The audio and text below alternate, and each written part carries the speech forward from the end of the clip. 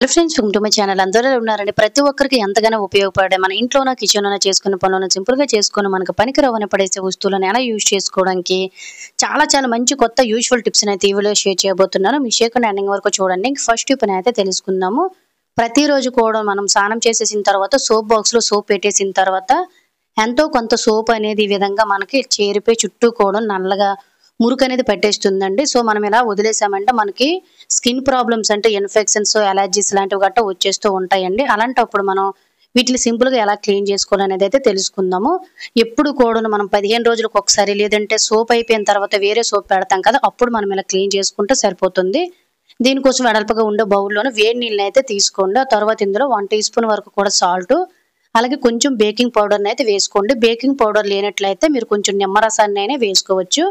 ఆ తర్వాత కొంచెం సర్ఫ్ను కానీ షాంపూను కానీ వేసేసుకొని మిక్స్ చేసేసుకొని ఇలా మన ఇంట్లోన మనం రెగ్యులర్గా వాడే ఇటువంటి సోప్ బాక్సెస్ అన్నిటినీ కూడాను తెచ్చి ఇలా పెట్టేసి మొత్తం కూడాను మునిగేటట్టు ముంచేసుకున్న తర్వాత ఒక 10 నిమిషాలు పక్కన పెట్టేయండి. ఇందులోనే ఉండే సోప్ అంతా కూడా నాని వచ్చేస్తుందండి. మనకు కంటికి కనిపించదని చాలా వరకు కూడాను బ్యాక్టీరియా అనేది వచ్చిందండి. అలాగే సోపు కూడా త్వరగా కరిగిపోవడానికి ఎక్స్ట్రా సోప్ అనేది మిగిలిపోతుంది కదా, సో అది కూడా ఒక రీజన్ అనమాట. జస్ట్ ఒక 10-15 నిమిషాలు పక్కన పెట్టేసామనుకోండి, మనకి ఈ విధంగా చుట్టూ ఉండే మురుకు కానీ సోపు కానీ అంతా కూడా నానిపోతుంది. ఆ తర్వాత ఈ విధంగా ఏదైనా ఓల్డ్ బ్రష్తో కానీ పీచుతో కానీ నీట్గా క్లీన్ చేసుకున్నట్లయితే మురికి లాంటిది గట్టను ఏమీ ఉండదు. సోప్ బాక్స్ మాత్రం ఎప్పటికప్పుడు క్లీన్ చేసుకుంటూనే ఉండాలండి. లేదంటే చాలా ఎలర్జీస్ అయితే వచ్చేస్తాయి. ముఖ్యంగా చిన్నపిల్లల సోప్ బాక్సెస్ అనేవి వేరేగా ఉంచాలి. ఎవరు సోప్ బాక్సెస్ అనేవి సింపుల్గా వేరుగా పెట్టేసుకొని అప్పుడప్పుడు మనం ఇలా సోప్ మార్చుకునేటప్పుడు క్లీన్ చేసుకున్నట్లయితే సోప్ బాక్సెస్ అనేవి చాలా నీట్గా అయితే ఉంటాయి. నేను మొత్తం కూడాను క్లీన్ చేసేసానండి. తర్వాత ఈ వాటర్తో కూడాను మనం బాత్రూమ్ కానీ సింక్ కానీ క్లీన్ చేసుకున్నట్లయితే మంచి సువాసన వస్తాయి. ఎందువల్లంటే సబ్బు వాటర్ కాబట్టి. ఇలా సోప్ బాక్స్ని క్లీన్ చేసుకున్న తర్వాత మీకు చూపిస్తున్నాను. అంత నీట్గా ఉన్నాయి కదండి. దీనివల్ల మనకి ఎటువంటి హెల్త్ స్కిన్ ప్రాబ్లమ్స్ అనేవి రాకుండా చాలా బాగుంటాయి అనమాట. యూజ్ అవుతుందంటే ట్రై చేయండి. ఇంకా సెకండ్ టిప్ అనేది తెలుసుకుందాము. ప్రతి ఒక్కరికి కూడా ఈ సమ్మర్లో చాలా బాగా యూజ్ అయ్యే టిప్ అండి ఇది. మనలో చాలా మంది రెగ్యులర్గా ఆఫీస్కి వెళ్ళేటప్పుడు కానీ వాకింగ్కి వెళ్ళేటప్పుడు కానీ సాక్స్లు వాడేటప్పుడు, ముఖ్యంగా పిల్లలు మార్నింగ్ నుంచి ఈవినింగ్ వరకు సాక్స్లు అనేవి వేసుకుని ఉంటారు కదండి షూతో పాటు. అలాంటప్పుడు మిగతా కాలాలతో పోల్చుకున్నట్లయితే ఈ సమ్మర్లో మనకి త్వరగా చెమట అనేది పట్టేసి అస్సలు నార్మల్గా షూ వేస్తేనే ఉండలేము. ఇంకా సాక్స్లు వేసి షూ వేసామంటే మనకి చెమటకాయలు, ఇన్ఫెక్షన్స్, తామర లాంటివి గట్ట వచ్చేస్తూ ఉంటాయి. ఈవినింగ్ అయ్యేసరికి కాళ్ళు అనేవి ఏవో నీటిలో గంటలు నానినట్టు ఉంటాయి కదా. ఇలా ఇరిటేషన్ అనేది రాకుండా, ఇచ్చింగ్ అనేది చెమటకాయ రాకుండా ఉండాలంటే, అంటే చెమటకాయలు, పొక్కులు ఇటువంటివి రాకుండా ఉండాలంటే పిల్లలకి కానీ లేదంటే మనం కానీ వేసుకున్న సాక్స్లకి కొంచెం అంటే కొంచెం ఏదైతే మనం ఫేస్కి రాస్తామో లేదంటే ఒక్కొక్కసారి మనము ఈ సమ్మర్లోని వాడే పౌడర్స్ అనేవి ఉంటాయి కదండి, వాటిల్లోని మీకు నచ్చింది సాక్స్లు రివర్స్ చేసేసుకొని కొంచెం పౌడర్ని ఈ విధంగా వేసుకొని చేతితో ట్యాప్ చేసేసుకొని పిల్లలు స్కూల్కి వెళ్ళేటప్పుడు కానీ మనం ఆఫీస్కి ఇలా వాకింగ్కి వెళ్ళేటప్పుడు వేసుకోవడం వల్ల కంఫర్ట్గా ఉంటుంది. ఇన్ఫెక్షన్స్, చెమటకాయలు, పొక్కులు ఏవి రాకుండా చాలా ఫ్రెష్గా కూడా ఉంటాయి. సువాసన కూడా వస్తుంది, బ్యాడ్ స్మెల్ రాకుండా. యూజ్ అవుతుందంటే ట్రై చేయండి. ఇంకా మూడో టిప్ అయితే తెలుసుకుందాం. ఈ టిప్ కూడా మనకి రెగ్యులర్గా చాలా బాగా యూజ్ అవుతుందండి. మనం ప్రతిరోజు కూడా వాడే వాటర్ బాటిల్స్ ఏవైనా స్టీల్ అయినా ప్లాస్టిక్ అయినా గాజు అయినా కూడాను వాటర్ రెగ్యులర్గా మనం ఫిలప్ చేసి ఉంచుతూ ఉంటాం కాబట్టి కొంచెం ఫంగల్స్ అనేవి అంటే జంగులా పట్టేస్తూ ఉంటాయండి. ముఖ్యంగా ప్లాస్టిక్ బాటిల్స్ అయితే ఇంకా స్మెల్ అనేవి వచ్చేస్తూ ఉంటాయి. ఇలా ఏవి వాడినా కూడాను మనము స్మెల్ రాకుండా ఎలా క్లీన్ చేసుకోవాలనేది తెలుసుకుందాం. ఎప్పుడైనా వాటర్ బాటిల్ క్లీన్ చేసుకోవాలనుకునేటప్పుడు కొంచెం సాల్ట్ని అయితే వేసుకోండి. మనకి ప్లాస్టిక్ బాటిల్ కానీ స్టీల్ బాటిల్ అనుకోండి రాళ్ళ ఉప్పునైతే వేసుకోండి. నేను గాజు బాటిల్లో సాల్ట్ వేసాను. నార్మల్ ప్లాస్టిక్ బాక్స్లోనైతే కొంచెం రాళ్ళ ఉప్పు వేసేసుకొని కొంచెం నిమ్మరసాన్ని అయితే ఇందులో వేస్తున్నాను. ఆ తర్వాత కొంచెం గోరువెచ్చటి నీళ్ళని వేసేసుకొని సింపుల్గా ఇలా క్లీన్ చేసుకుంటే సరిపోతుంది. కొంతమంది ఏం చేస్తూ ఉంటారు కానీ సర్ఫ్ కానీ షాంపూ కానీ వేసి క్లీన్ చేస్తూ ఉంటారండి. ఇలా అస్సలు మన బాటిల్స్ని ఎప్పుడు కూడా క్లీన్ చేయకూడదు. అదే స్మెల్ అనేది మనకు వస్తుంది కాబట్టి కొంచెం నిమ్మరసం సాల్ట్ వేసుకొని రెగ్యులర్గా రోజుకి ఒక్కసారైనా లేదంటే రోజు తప్పించి రోజైనా కొంచెం వేసి ఇలా కిందకి మీదకి గిలకరించేసుకున్నాం అనుకోండి, లోన వైపు ఏదైనా మురికి కానీ బ్యాక్టీరియా కానీ ఏదైనా బ్యాడ్ స్మెల్ అనేది అంతా కూడా క్లియర్ అయిపోతుంది. నిమ్మకాయ రసం వేసాం కాబట్టి మంచి స్మెల్ వస్తుందండి. ఆ తర్వాత అదే వాటర్ తోటి బయట లోన క్యాప్స్తో పాటు నీట్గా క్లీన్ చేసేసుకొని ఎండలో కానీ లేదంటే పూర్తిగా నీళ్లు ఆరినంత వరకు ఆరబెట్టేసుకొని శుభ్రంగా వాడుకుంటే ఎటువంటి హెల్త్ ప్రాబ్లమ్స్ రావు. అలాగే బాటిల్స్ కూడా చాలా నీట్గా ఉంటాయి. యూజ్ అవుతుందంటే ట్రై చేయండి. ఇంకా నెక్స్ట్ టిప్ అయితే తెలుసుకుందాం. మనం నెయిల్ పాలిష్ అనేది అప్పుడప్పుడు పెట్టుకుంటూ ఉంటాం కదండి. ఎప్పుడైనా ఫంక్షన్స్కి పెళ్ళిళ్ళకి హడావిడిగా పెట్టుకునేటప్పుడు ఒక్కొక్కసారి చెయ్యి ఏదైనా టచ్ అయింది అనుకోండి, పూర్తిగా పెట్టుకునే నెయిల్ పాలిష్ అంతా ఖరాబ్ అయిపోతుంది. ఇలా మనం పెట్టుకునే నెయిల్ పాలిష్ ముఖ్యంగా చిన్నపిల్లలకు పెట్టామనుకోండి వాళ్ళు అస్సలు కుదురుగా ఉండరు కదా.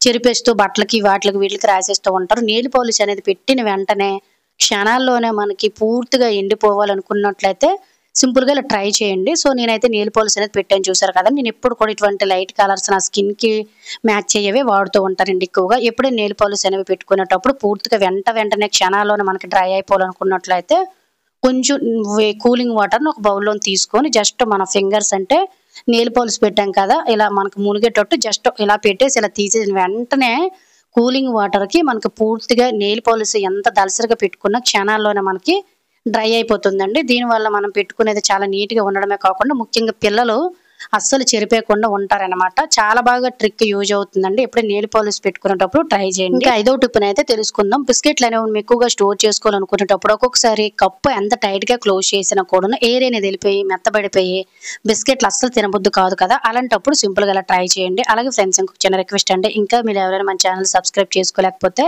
ప్లీజ్ సబ్స్క్రైబ్ చేసుకొని పక్కన ఉన్న బెల్ ఐకాన్ ఆల్ యాక్టివేట్ చేసుకోండి. అలాగే వీడియో గనుక నచ్చినట్లయితే ప్లీజ్ ఒక లైక్ చేసి ఇటువంటి యూజువల్ టిప్స్‌ని మీ ఫ్రెండ్స్ అండ్ ఫ్యామిలీకి షేర్ చేయడం అయితే మర్చిపోకండి. ఎప్పుడైనా బిస్కెట్లను ఎక్కువ రోజులు నిల్వ చేయాలనుకునేటప్పుడు మెత్తబడిపోకుండా టేస్ట్ మారకుండా ఉండాలనుకునేటప్పుడు ఒక అర టీ స్పూన్ వరకు కూడా షుగర్‌ని యాడ్ చేసేసి జస్ట్ ఇలా పక్కన పెట్టేయండి. మనకి ఎయిర్ వెళ్ళినా కూడాను బిస్కెట్లు అనేవి మెత్తబడిపోకుండా టేస్ట్ మారిపోకుండా ఎన్ని రోజులైనా అలానే ఉంటాయండి. కప్పు అనేది పూర్తిగా క్లోజ్ చేసి మనం బిస్కెట్లు వాడుతున్నంత సేపు ఇలా పైకి కిందకి జరుపుకున్నట్లయితే సో బిస్కెట్లు అనేవి ఎన్నాళ్ళైనా అలా మెత్తబడిపోకుండానే ఉంటాయి.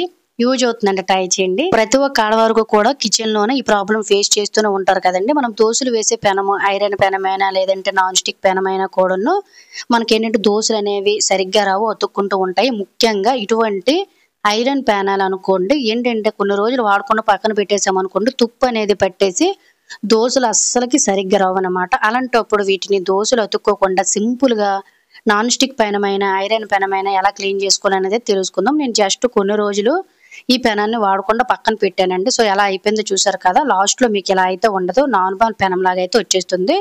స్టవ్ వెలిగించేసుకొని సిమ్‌లో స్టవ్ అనేది ఆన్ చేసుకున్న తర్వాత మనం క్లీన్ చేయవలసిన పెనం అనేది పెట్టేసుకొని ముందు పెనాన్ని వేడి చేసుకున్న తర్వాత 1 టీ స్పూన్ వరకు సాల్ట్ అలాగే ఒక అర టీ స్పూన్ వరకు కూడా బేకింగ్ పౌడర్‌ని వేసేసుకొని ఆ తర్వాత కొంచెం నిమ్మరసాన్ని అయితే పిండుకోండి.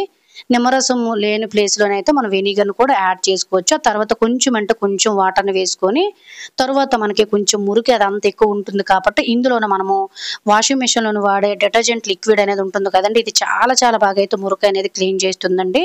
ఇది లేనట్లయితే మీరు కొంచెం సర్ఫ్‌ను కూడా వేసుకోవచ్చనమాట. ఆ తరువాత ఇలా ప్యాన్ అనేది వేడెక్కుతుంది చూసారు కదండీ! ఆ టైంలోనే ముందు నేనైతే నిమ్మ చెక్క పిండాను కదా! అదే నిమ్మ చెక్కతోటి ఈ విధంగా చుట్టూ కూడాను ఎక్కడెక్కడైతే మురుకుందో అదంతా క్లీన్ చేస్తున్నానండి. మనకి చెయ్యి అనేది వేడికి కాలిపోతుంది కాబట్టి ఇటువంటి ఫోర్క్, స్పూన్ తోటి చుట్టూ కూడా మనకి ఎక్కడెక్కడైతే జిడ్డు, మురుకు అనేది పట్టేస్తుంది కదా! నాన్ స్టిక్ పెనంకి ఇదంతా నాన్ స్టిక్ పోకుండా అలాగే ఇటువంటి ఐరన్ పెనాలు అనుకోండి తుప్పు అనేది పట్టేస్తుంది కదా! ఈ తుప్పు అనేది మనకి ఉప్పు వల్ల, నిమ్మరసం వల్ల పూర్తిగా క్లీన్ అయిపోతుందండి. పెనం మీద ఎంత మురుకున్నా కూడాను చాలా ఈజీగా క్లీన్ చేసేయొచ్చు. మీరు నాన్ స్టిక్ పెనాలు దోసలు సరిగ్గా రావటం లేదు, అతుక్కుంటున్నాయి, మురికి ఎక్కువ పట్టేసింది, జిడ్డు స్మెల్ వస్తుంది అనుకున్నట్లయితే సింపుల్‌గా ఇలా క్లీన్ చేసుకోవచ్చండి. ఐరన్ పెనాన్నైనా మనం ఈ విధంగా క్లీన్ చేసుకోవచ్చు. అలాగే ఐరన్ పెనం కొత్తది కొంటాం కదండీ! ఇలా కొత్తది కూడా మనం ఇలా క్లీన్ చేసుకొని వాడాలనమాట. పూర్తిగా నేను క్లీన్ చేశాను. మురుకంతా పోయింది చూసారు కదండీ! ఎంత డర్టీగా ఉండేదో ఫస్ట్ అయితే. ఆ తరువాత ఈ విధంగా మీరు ఇది ఐరన్ పెనం కాబట్టి నార్మల్ స్క్రబ్‌తోనైనా మనం ఈజీగా క్లీన్ చేసేయొచ్చు. నాన్ స్టిక్ పెనం అనుకోండి కొంచెం మెత్తటి పీచ్ తోటి చుట్టూ కూడాను ఇలా క్లీన్ చేసామనుకోండి ఐరన్ పెనమైన, నాన్ స్టిక్ పెనమైన కూడాను చాలా నీట్‌గా అయితే వచ్చేస్తుంది. ఇంతకు ముందుకి ఇప్పటికి పెనం అనేది ఎంత నీట్‌గా ఉందో చూసారు కదండీ! ఐరన్ పెనం అనేది మనం వాడే కొద్దీ మనకి కొంచెం చాలా బాగా రెడీ అయిపోతుందనమాట. ఇది కొత్త పెనం కాబట్టండి నేను కొన్ని సార్లు మాత్రమే వాడానండి. ఐరన్ పెనం అనేది ఎప్పుడు కూడా తుప్పు పట్టిపోకుండా అలానే వేసిన దోసలు అతుక్కోకుండా రావాలంటే ఇలా అప్పుడప్పుడు కొంచెం క్లీన్ చేసేసుకొని కొంచెం ఆయిల్ అప్లై చేసి వదిలేసామనుకోండి ఒక రోజంతా. తర్వాత దోసలు వేసి చూడండి దోసలు అనేవి పెనానికి అతుక్కోకుండా ఏ పెనమైనా ఇలానే వస్తుందనమాట. మీరు నాన్ స్టిక్ పెనం అనేది క్లీన్ చేయాలనుకున్నప్పుడు ఈ ప్రాసెస్‌లోనే క్లీన్ చేసుకోవచ్చండి. ఐరన్ పెనమైనా ఇలానే క్లీన్ చేసుకోవచ్చు. దోస పెనం అనేది నల్లగా చేరిపోకుండా, నాన్ స్టిక్ పోకుండా, మురుకు పట్టిపోకుండా, దోసలు అతుక్కోకుండా దోస పెనం అనేది ఎన్ని సంవత్సరాలైనా ఇలానే నీట్‌గా ఉంటుంది. ఖచ్చితంగా దోస పెనాన్ని ఈసారి ఒకసారి అలా క్లీన్ చేసి చూడండి మీకే తెలుసు. సో, ఇది ఫ్రెండ్స్ ఈరోజు వీడియోలో అయితే టిప్స్ అన్ని మీకు యూజ్ అయ్యాయని అనుకుంటున్నాను. టిప్స్ గనుక యూజ్ అయినట్లయితే please like, share, subscribe my channel. Thank you for watching. By.